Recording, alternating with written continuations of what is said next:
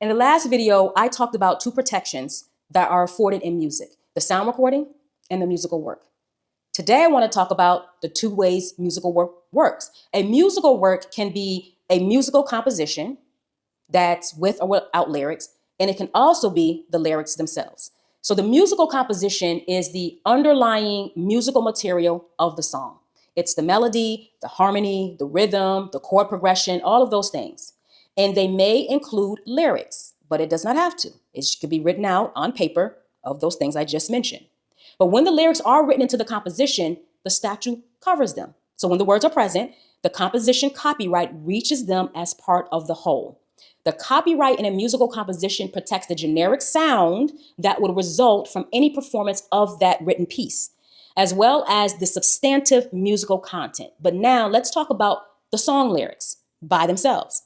They can enjoy separate, independent copyright protection from the musical composition. This means that while the lyrics may be a part of the musical composition, they also can be protected as standalone. Think of like writing a poem and protecting that.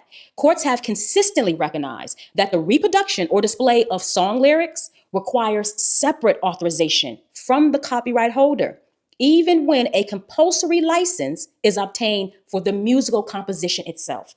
The courts have applied this rule consistently. A compulsory license for the musical composition does not give anyone the right to reproduce or display the song lyrics. That use requires its own authorization from the copyright holder. For example, there was a case between a karaoke company and a publishing company.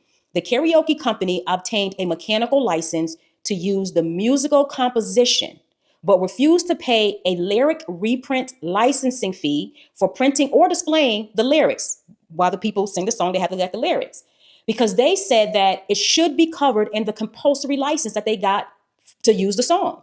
The court explained that the compulsory license covers only the right to make and distribute phonorecords, which is material objects in which sounds are fixed to be communicated or reproduced. And that's what the machine do when you hear the karaoke music. But the court held that printing lyrics on paper or anywhere else falls outside the scope because lyrics are separate copyrightable works.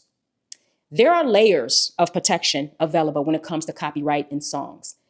Think about doing it correctly so it can be enforceable on all layers. If you want specific guidance or consideration for representation, please view the bio or read the post description on how to proceed with investing in your protection. Otherwise, keep learning from My Attorney Knows educational videos with the Ownership Attorney.